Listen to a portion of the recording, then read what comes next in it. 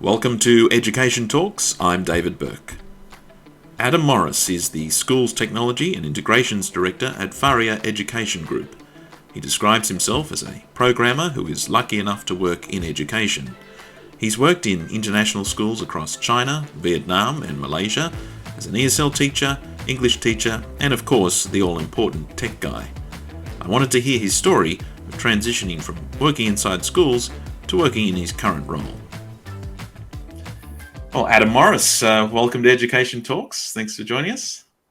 Thanks for having me. It's great to be here. Now, where are you joining us from?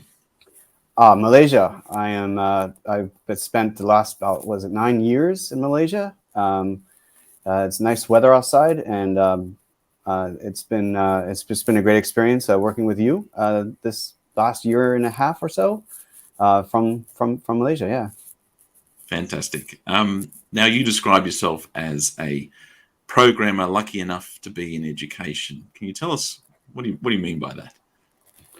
I probably went through several iterations of the blurb that you want to put on your bio whenever you're asked for conferences, and on Twitter people see that little blurb and you kind of and so I settled on it because I thought it sort of captured me the best, and how I kind of accidentally fell into education happily. I mean, I came from a family of educators, so education was never on my list of things I wanted to do. It was sort of, I won't do that. But I moved to Asia first. I was learning Chinese in China, first. SARS hit, and that's how I ended up teaching, getting into the international school context.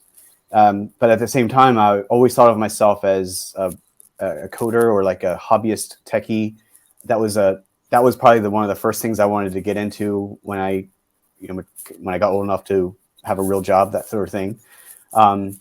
But so that's how I like to. I think it just captures the idea that the way my brain works, it works like a programmer, but at the same time, I'm professionally trained and most experienced at actually teaching classroom and working in middle management. I've never been a senior leader, but definitely classroom oriented teacher. Working with kids, improving, working them through the curriculum, through some of the stress of the programs they're going through. Being a student council head, and kind of doing some government kind of work like that, student government. So I think it's just but at the same time, I do all these things. It's sort of like the two hats I wear, teacher, programmer, teacher. And, lucky enough to be in education is because it's such a good thing, because I don't think I would have done well in, say, fintech or some of the other computer, straight up software shops. I like the dynamic nature of the international school circuit, and how we support each other, the network. So yeah, I think that pretty much sums it up. So you mentioned you were learning Chinese. Was that before or when you arrived in China? So I actually got my degree in philosophy, and so I was a BA, and you have to choose a foreign language to to get the BA, a Bachelor of Arts. So, and not wanting to choose the usual Spanish, French, German, I said, okay, I'll do an Asian language. That's the way I think, just do something different, not the usual thing. And at that time, the usual Asian language would have been Japanese. And so I was like, no, I'm not going to do that either. Chinese. And it turned out like that was one of the best decisions, among the best decisions I ever, I don't know if you would call that a decision, but best thing I ever done, because I just loved it. It was so different from English. It was so hard. It's such a steep learning curve at first. And so me doing that study in America, in East Coast near Philadelphia, I wanted to live in Asia to kind of absorb the language and culture and to learn it properly, so to speak. So when I got to China, I could already say, I could buy stuff, I could, shop easily, and I could understand them saying, wow, you speak Chinese so well, and that was pretty much it. And then while I lived there for 10 years, I got to a degree of fluency. But it's actually kind of rusty at the moment. It's been quite a while since I've used it. So, yeah. So your motivation for going to China was to work in a school, or was it that that was the path that was just available at the time? It was school was not even on the radar. It was more like I just wanted to experience what it was like to live outside of my home country. I think the expat life sort of called to me. Yep. I felt more at home, and I was sort of a vagabond, kind of. I mean, I was teaching, but it was, whatever jobs I could find teaching adults English, Mm. and I was there to learn Chinese. Then I realized I really like teaching, and so I got the opportunity to apply for a job in international school as an English teacher, and then my classroom was like a small toilet. It used to be a toilet, like no whiteboard. The A4 paper I laminated and stuck it up on the wall, and that was my whiteboard. But I loved it. It was great. I mean, these kids were in grade 1 and like big brown eyes and just wanted to learn English. And yeah, I just really enjoyed it. So I kept going. And yeah. And so this is an international school. Now, how many schools were you at in China? Were you just the same one, or a few schools? So yeah, the sequence goes China, Tianjin, and then Vietnam for 8 years. And then China, back to China in Suzhou for 3. And then Malaysia I was at that school for, wow, was it 6 or 7 years? And that was an IB school. Yeah, so it's only been 4 schools, I think I counted. Yep. Just there. Yeah. But your roles were quite varied. So you weren't just an English teacher. So just tell us a little bit about what you did in these schools. Yeah, so basically the theme of falling into the job, I was teaching English at the first few schools I worked in, and I kind of was working my way to get to a big IB school, like a tier 1, so to quote unquote school, and finally landed it. It was a school in Suzhou, and I arrived as the English teacher. I actually taught drama, so techie. I was not the techie. I was just the English teacher, but I was kind of surprised that it was a tier 1 school and the tech was kind of not working. We had Moodle and it would crash. Things with the database were like it was difficult to contact parents. This is way back when. This is way back. What's it? 15 years. So the cloud was before the cloud was really a thing. And so everything was self-hosted, and they needed techies on site. And they knew I was a hobbyist, so they kind of just asked me, "Hey, can you take a look? The server keeps dying, and we're thinking about doing something else. But before we do that, can you fix it?" And I, just use Google. I mean, I'm not a computer science trained person, but I just like trying to figure out from clues and the logs, and I managed to fix it, and it was amazing because it was I had more impact doing that than I did as an English teacher, because I was they could use the learning management system reliably. They could contact parents without it bouncing. It was like that aha moment that you just kind of fall into. And I really enjoyed it. It was and it was also like that language learning aspect of that I enjoyed as well. It was I didn't know anything about Moodle at the time, so I had to learn it. So it was something else just like I learned Chinese, that learning curve was there. It was challenging, and it had a big upside. So yeah, that's basically how it all came about. So you became quite, I guess, valuable. I can imagine, you were having a big impact across the school. What was it that you most enjoyed about that sort of technology role in the school? So, it was great because once it's not just fixing things or making it work. It's also it inspires your colleagues to kind of be designers and to kind of talk about how to improve education in general by using technology in kind of the right way, or maybe building out some sort of new feature, or having some sort of workflow in place that saves people time. And so it was just that engagement of not only just having the technology work really well, but engaging with the community and being able to help them to work out what it is they want. Because a lot of times, they'll start off and say, wouldn't it be great if, and they don't know if technically that's possible or what that would entail, but I can help them answer that. But at the same time, I speak their language because I am a teacher, and I do understand what they're going on about. They're talking about how a nurse needs some workflow, and I get that, and because I've actually gone to the nurse with a kid and seeing the nurse being very busy and how, you know, how dependent she is on information, that kind of thing. So yeah, so I think I enjoyed that most, that cross section between technology and the actual, like, the campus, so to speak. It's really interesting. It's really important, though, isn't it, having a technology person in the school who is also an educator, be it whether they're a former educator, you know, experienced, or whether they're perhaps a position that is part-time teaching and part-time technology. Would you agree? I'm nodding furiously. Yes, I really. So you know, my role now is I have the advantage of having a little bit of a kind of a, not oversight, but I can see from 10,000 feet. I work with you know, tech directors, you know, jobs I used to have or similar jobs, and I can tell the difference it makes when there's someone on site who basically acts like a kind of a translator, to be honest with you, between the vendors, like, you know, features, and what that means to them. Yeah. And so it's just a smoother conversation. It's more likely they'll be happier customers. And so yeah, I absolutely think that's essential. And also, it's great. We need a community and a network to support the learning that needs to happen at both sides. Like, the vendors need to be learning, the communities need to be growing, and, you know, tech directors or whatever titles they have, the techies at schools, like you said, need to be supported in our growth at the same time. Yeah. Do you miss, though, being inside a school? I do miss the feeling of walking to a classroom and then you have a group of teenagers just waiting to learn from you.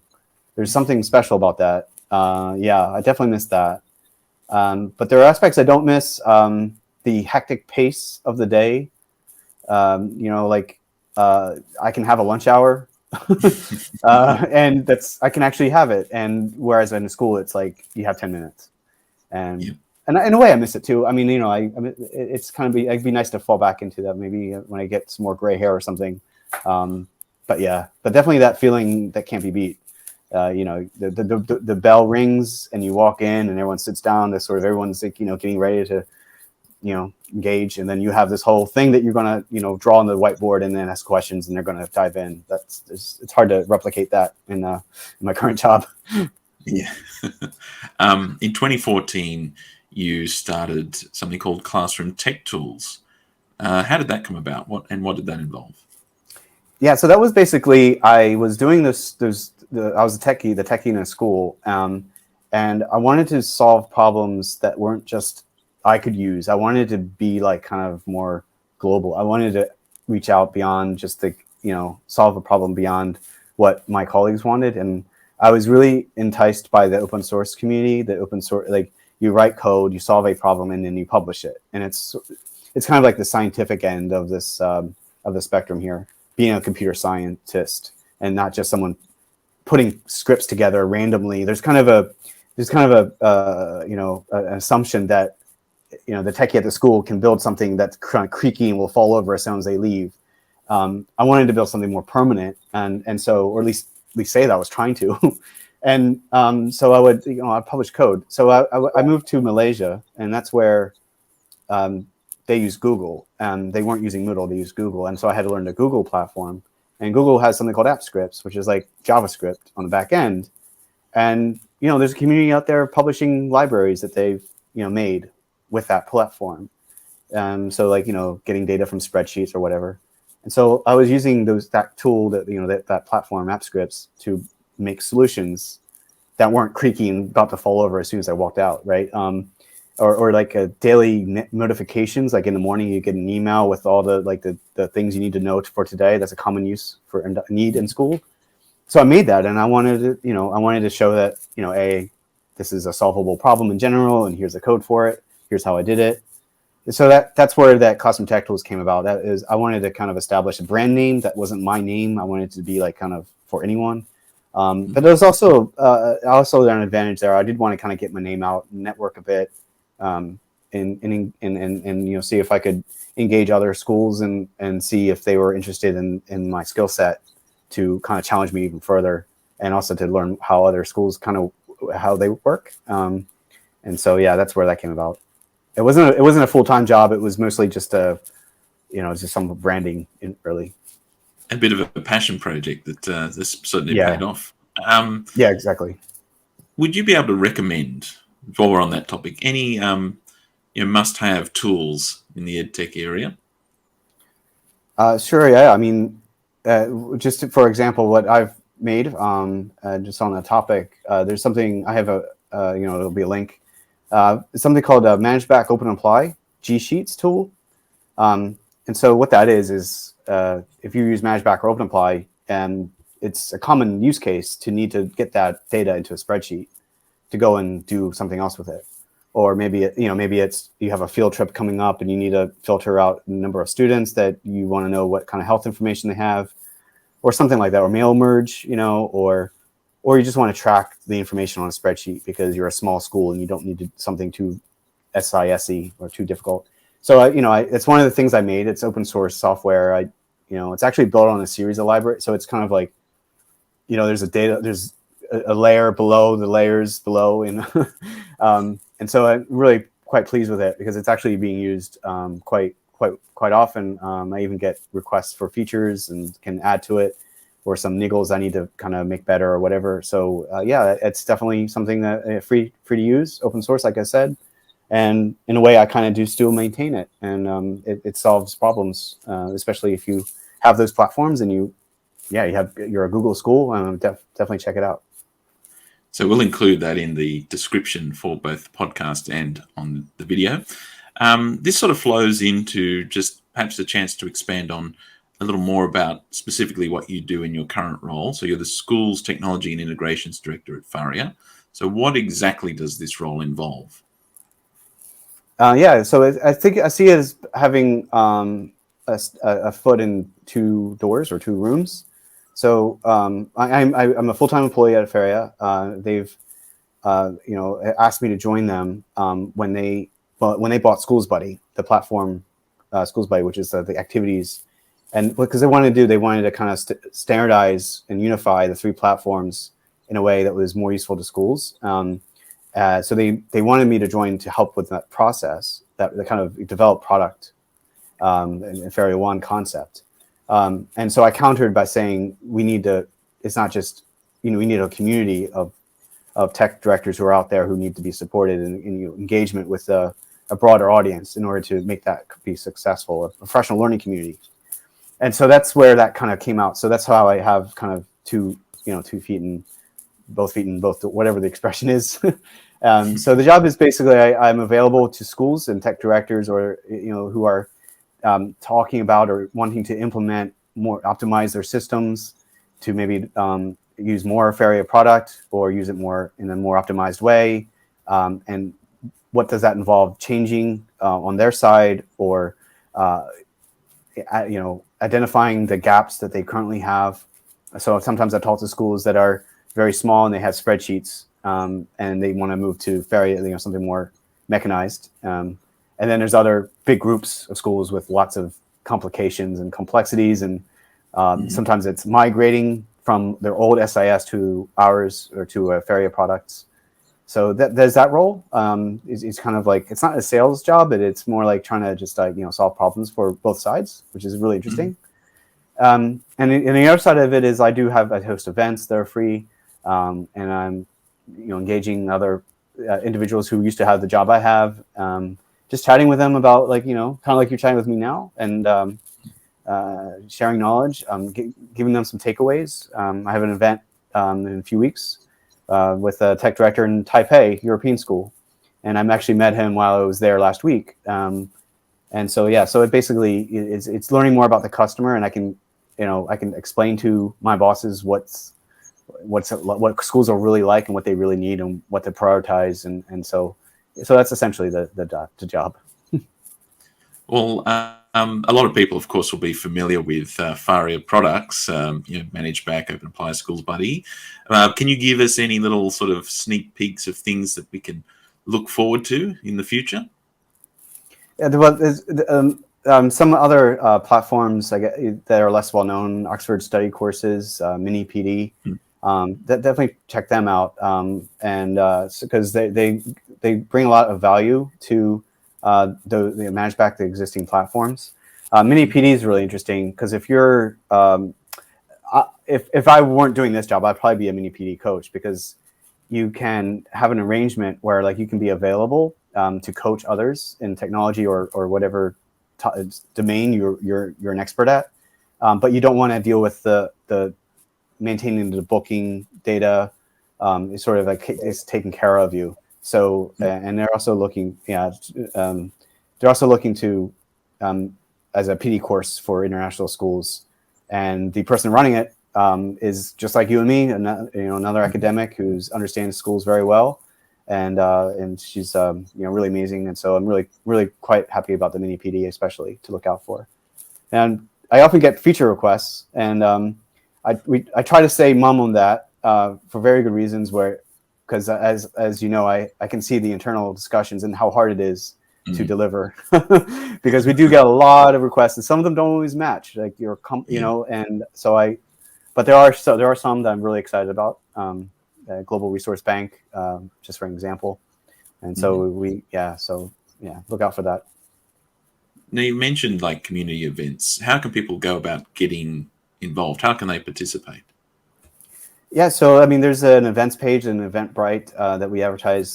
So you can you have a variety of options here, depending on like how I imagine some might go to every single event and digest every single word and participate. There might be others who just want to get some information real quick, and so there's you can join our monthly meetup. The Faria Professional Learning Community has a monthly meetup, and that's like a kind of a song and dance Zoom call.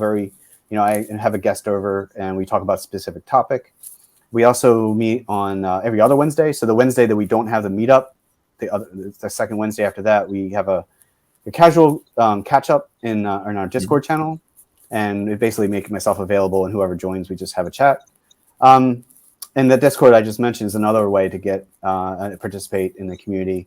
Text-based only. You can ask questions if you have technical, like more, I mean, our support system is probably one of the best I do think is demonstrably the best in the international school platforms. And sometimes I might have to say, well, it's actually a support question, but that's fine, because I just want to hear what you need. But sometimes the questions can be, like, how do you connect this platform? It's not Faria to this, and you need a quick answer. So there's a few ways to get connected.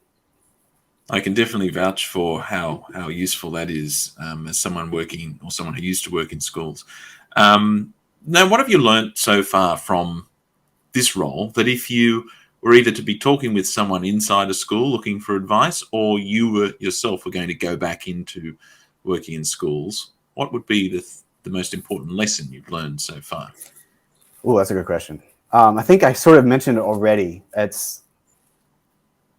So the vendors are trying to solve problems that are actually, when it's just the one school or a few schools that you've been to, it's really clear to from one side, because you have not a small degree of experience, but having the overview and seeing like the big picture of how complex schools are, and not only that, but like they could even tell us the opposite things that to them are clearly the obvious way to go forward with it, right? And so I think there needs to be like a acknowledgement from schools that there's going to be a need to fill in the gaps. Like vendors are not going to be able to meet all those requirements, no matter how well you spell it out. Like, it's not your fault, like it's just too hard, or we also have priorities and things and complications that so it's please use your techies at schools, and use, because there's going to be things that schools need on their side, like for example like government compliance piece. Like every government and international school has a different, like they need different exports, or they need submit different documents to and it's hard to imagine a vendor that could provide all that kind of for all those countries. And anyway, they're always changing. It's just not possible. And so there's that. I think that's the sort of lesson that, I mean, like I was saying before, I think we were talking just before, like ManageBack actually grew up because as a very mature platform, because the IB standardized and formalized something complicated. It was just curriculum.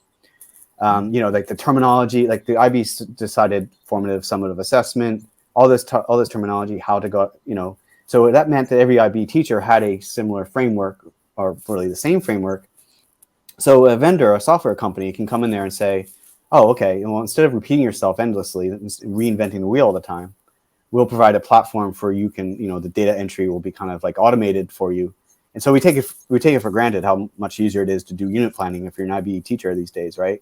But back in the day, I remember doing this, but like every department had their own unit plan format, and you're constantly editing it and going back, and it was just a mess, right? But we don't have that. There's certain things that international schools we don't have for like health, like a standard for where all schools are supposed to. So that makes it complicated for vendors to go about solutioning it, which again comes back to the gaps. You're going to need someone at school to orchestrate those things. The vendors have a limitation, so that means we have the implication here that we have to blah blah blah, whatever it is. Yeah. Mm-hmm.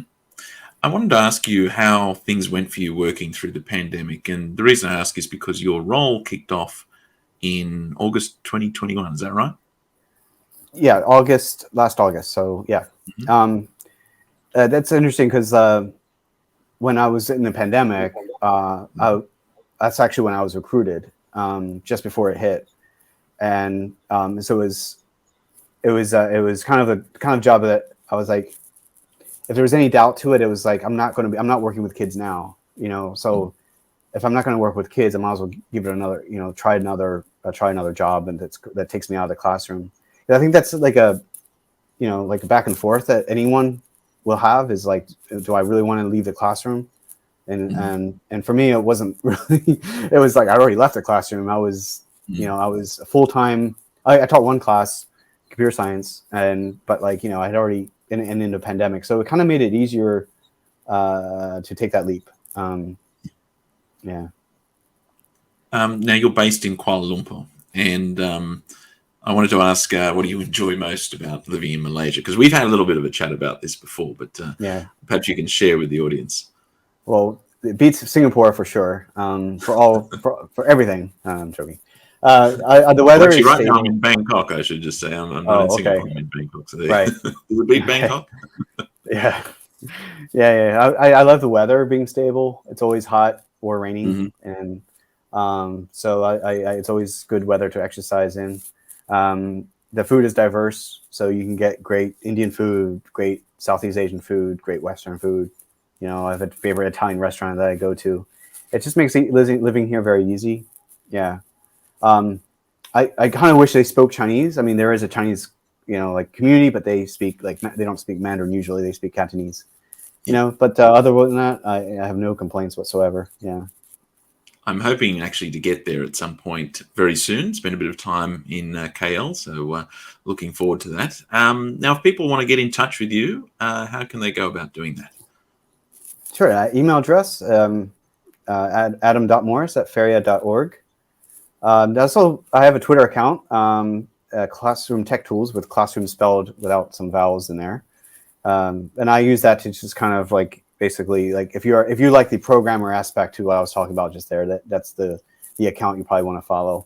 I'll retweet nerdy things all the time, and they usually have something to do with education, although not always. So yeah. And any upcoming events that you're looking forward to? Yeah, so October, 14th or so, the Wednesday of October. It's always the middle Wednesdays of a month. We have a monthly meetup, and William Fowler is going to be joining us, talking about managing complexity in international schools. And so he's a really interesting. He has quite a complex school, to put it mildly.